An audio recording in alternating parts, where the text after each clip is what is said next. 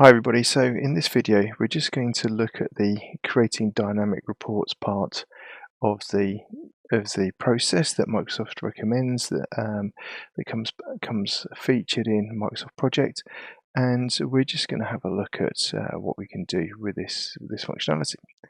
So what I've got up here is the create reports section from Microsoft of the initial process map, and we can see there's a couple of things here that it shows on this chart. So it shows the percentage complete of the project, so that's how much work has been done against the overall estimate.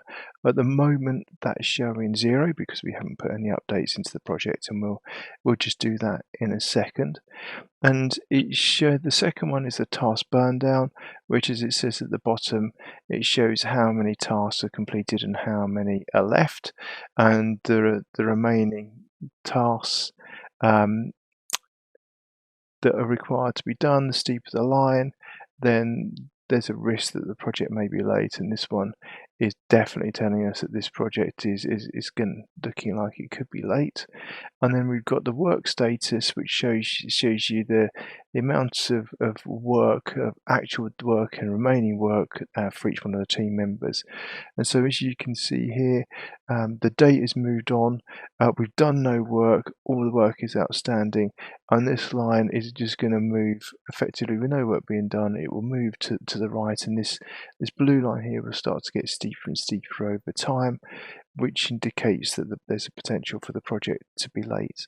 So why don't we have a look at how we can update the project plan that we created, just a few simple updates, and then we can see how that feeds through into this dynamic report as an example. So we're going to go back to the Gantt chart view up here, and we can see we've got the project plan that we created earlier. And so all I'm going to do is I'm just going to create a new task, and I'm going to call this business case.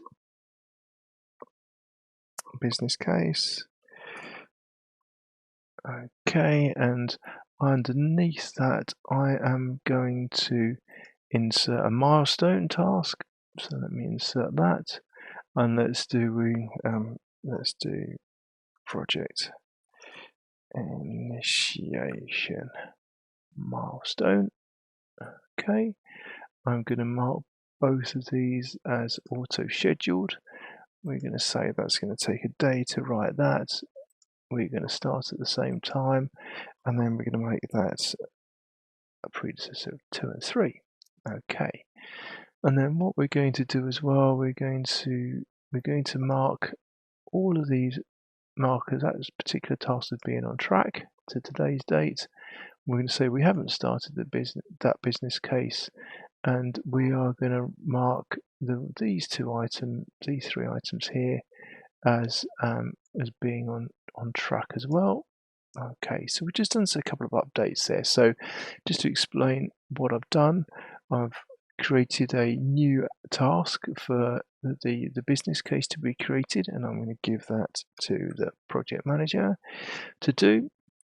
And then we've got a new milestone, which is the completion of these two activities, the website purpose and the business case, to come to a milestone, which says that's the project initiation complete.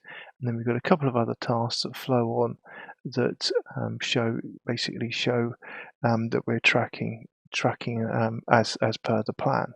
So if we go back to the reporting, and if we look at the Get Started section again, and then we look at Create Reports, we can see that we've actually got updates here now in the dynamic report space.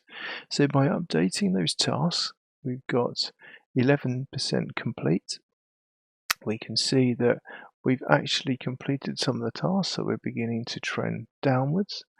And also we can start to see now that we've done some work here, and we've got quite a lot of work actually remaining as well. So we've got those tasks there. So that's the dynamic update to our status report that's bundled in with the Get Started on Project section.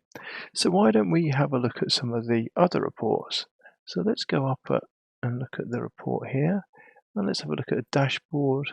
And quite a good one is the project overview report, and this one, it gives us a some similar views to the previous report, but there are some new ones in here. So the percentage complete of this project, well, that's at 11%. We saw that earlier, and this gives you the percentage complete. A new website is 11% complete in this graph as well. Because we've added a new milestone, we can see that there is the project initiation milestone, which is due to finish on the 24th of the 3rd. And also, because I added a new task and we didn't actually update it, we said that there is a business case that's actually they're overdue, and that's 0% complete, and that's down to the project manager. The actual project initiation milestone is also overdue as well, so that has not been complete, and that's because there is a dependency on the business case to be completed. And then there's the static content task, which is also shown as late as well.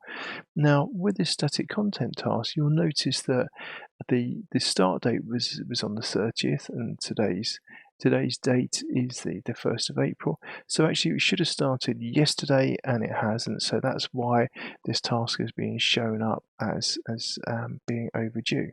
So just by making some of those simple updates to track progress on the project, something that our project managers will do on a frequent basis, we can see how these dynamic reports can change and be updated. Now, looking at all the different types of reports is an area that's we can go into a lot of detail, and I'll do that in a later video. But this was just giving you guys an overview of the reports in Microsoft Project, and how updating those reports, updating the project plan, flows through into the reports, and you can start to see how that information can be useful to you as a project manager to help manage your project going forwards. So thank you very much for taking the time to watch this video, and I'll be producing another video shortly. If there's any questions or anything else you'd like to know, anything you'd like me to cover, just leave that in the comments below, and I will seek to address them. Thanks very much. Take care.